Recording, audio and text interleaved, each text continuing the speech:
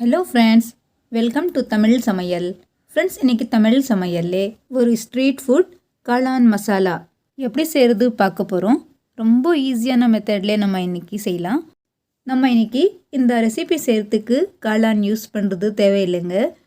சும்மா 1/4 கிலோ முட்டைக்கோஸ் இருந்தால் போதுங்க. ரொம்ப ஈஸியான மெத்தட்லேயே இந்த ரெசிபி செய்யலாம். ஃப்ரெண்ட்ஸ், முதல்ல பாருங்கள், இது 1/4 கிலோ முட்டைக்கோஸு மெலிசாக இந்த மாதிரி கட் பண்ணி நல்லா வாஷ் பண்ணிடுங்க. கூடவே இந்த டைமில் நீங்கள் விருப்பப்பட்டால் காளான் யூஸ் பண்ணலாம். ஃப்ரெண்ட்ஸ், வாங்க முதல்ல மசாலா சேர்த்துக்கலாம். இது 4லேருந்து 5 ஸ்பூன் மைதா மாவு.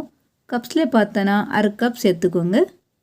இது 6வது ஸ்பூன் கார்ன்ஃப்ளவர், 1 ஸ்பூன் கார்ன்ஃப்ளவர் சேர்த்துக்கலாம். பாருங்கள், இது க்ரஷ் இஞ்சி பூண்டு நான் உரலில் க்ரஷ் பண்ணி ஃப்ரெஷ்ஷாக சேர்த்தேன். சும்மா 1/2 spoon red chilli powder, 1/4 table spoon மஞ்சள் தூள், தேவையான அளவு உப்பு, லாஸ்ட்டு கரம் மசாலா சும்மா 1/2 ஸ்பூன் போட்டு கையிலே இந்த மசாலா நல்லா மிக்ஸ் பண்ணிக்கோங்க.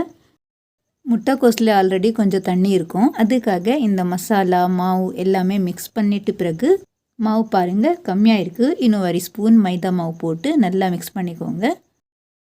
நம்ம முட்டைக்கோஸில் தண்ணி இருக்கும், அதுக்காக மைதா மாவு மசாலா உப்பு நல்லா மிக்ஸ் பண்ணிட்டு பிறகு கையில் தண்ணி இந்த மாதிரி கொஞ்சம் கொஞ்சம் போட்டு நம்ம போண்டா மாவு செய்கிறாங்களே அந்த மாதிரி பிசைஞ்சு எடுத்துக்கோங்க. தண்ணி கொஞ்சம் கம்மியாகவே போட்டு இந்த மாதிரி மாவு பிசைஞ்சு எடுத்துக்கோங்க. பாருங்கள், கொஞ்சம் மாவு இந்த மாதிரி திக்காகவே இருக்கட்டும். நம்ம போண்டாக்கு மாவு ரெடியாக இருக்குது. இந்த மாதிரி கொஞ்சம் கொஞ்சம் போட்டு பொரித்து எடுத்துடலாம். ஃப்ரெண்ட்ஸ், கடாயில் எண்ணெய் போட்டு நல்லா சூடாயிட்டு பிறகு கொஞ்சம் கொஞ்சம் இந்த மாதிரி போட்டு நல்லா ஃப்ரை பண்ணி எடுத்துக்கோங்க. ஃபுல்லாக பெருசாக கூட வணங்க, ஸ்மால் சைஸில் சின்ன சின்னது கூட வணங்க. இந்த மாதிரி மீடியம் சைஸ் போட்டு போண்டா ரெடி பண்ணி எடுத்துக்கோங்க. அடுப்பு மீடியம் வச்சு ஃப்ரை பண்ணால் உள்ளே நல்லா ஃப்ரை ஆகும், மேலே க்ரன்ச்சியாக இருக்கும். கொஞ்சம் நேரம் விட்டு இந்த மாதிரி ஃபிலிப் பண்ணி விடுங்க. அப்போவே ஃபிலிப் பண்ணாதீங்க. கொஞ்சம் நேரத்தில் நம்ம முட்டைக்கோஸ் போண்டா ரெடியாக இருக்குது. பாருங்கள், இதே மாதிரி எல்லாமே ஃப்ரை பண்ணி எடுத்துக்கோங்க. இந்த ரோட்டு கடை காளான் மசாலா செய்கிறதுக்கு ரொம்ப ஈஸியான மெத்தட்லேயே நம்ம இன்றைக்கி செய்கிறோம்.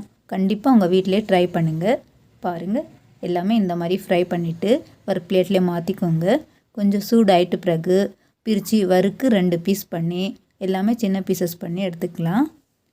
இப்படியே கூட சாப்பிட்லாம், ஆனால் அந்த கிரேவி டேஸ்ட்டு வராது. அதுக்காக இந்த மாதிரி பிரித்து ஒரு பிளேட்லேயே சைடில் வச்சுக்கலாம்.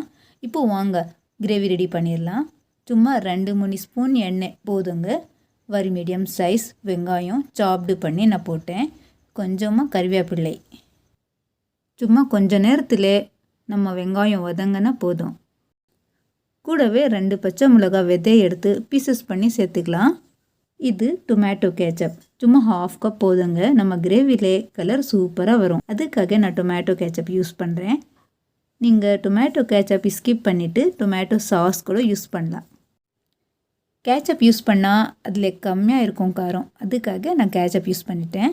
நல்லா மிக்ஸ் பண்ணிவிட்டு ஒரே 1 ஸ்பூன் கார்ன்ஃப்ளவர், ஒரு பவுலில் கார்ன்ஃப்ளவர் போட்டு சும்மா 1 கிளாஸ் தண்ணி போட்டு நல்லா கலந்து இதில் மிக்ஸ் பண்ணிக்கலாம்.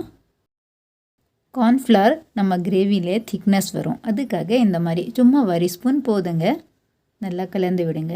அடுப்பு மீடியம் இருக்கட்டும். கிரேவிலே கொஞ்சம் மசாலா சேர்த்துக்கலாம். சும்மா 1/4 table spoon red chilli powder, கொஞ்சமாக மஞ்சள் தூள். ரோட்டு கடை மாதிரி டேஸ்ட் இருக்கணும், அதுக்காக 1/2 spoon pepper powder, garam masala 1/4 table spoon, தேவையான அளவு உப்பு சேர்த்துட்டு நல்லா கலந்து விடுங்க.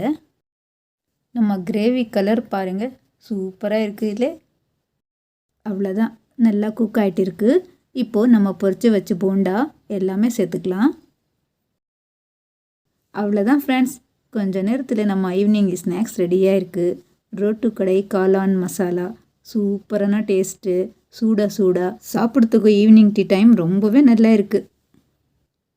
பாருங்கள், நல்லா மிக்ஸ் பண்ணிட்டேன். அவ்வளோதான், இப்போ அடுப்பு ஆஃப் பண்ணிவிட்டு மேலே கார்ன் ஃப்ரை பண்ணி சேர்த்தனா க்ரன்ச்சாக சாப்பிட்றதுக்கு டேஸ்ட்டு சூப்பராக இருக்கும். லாஸ்ட்டு ஃப்ரெஷ் மல்லி சேர்த்துட்டு சர்வ் பண்ணலாம். அவ்வளோதான் ஃப்ரெண்ட்ஸ், கொஞ்சமாக சாப்டு வெங்காயம் வச்சு மேலே போட்டு சாப்பிட்டு பாருங்கள், சூப்பராக இருக்கும். அவ்வளோதான் ஃப்ரெண்ட்ஸ், இதே மாதிரி உங்கள் வீட்டில் கண்டிப்பாக ட்ரை பண்ணிவிட்டு கமெண்ட் பண்ணுங்கள். எங்கள் ரெசிபி பிடிச்சனா ப்ளீஸ் லைக் பண்ணுங்கள், ஷேர் பண்ணுங்கள். தேங்க்ஸ் ஃபார் வாட்சிங்.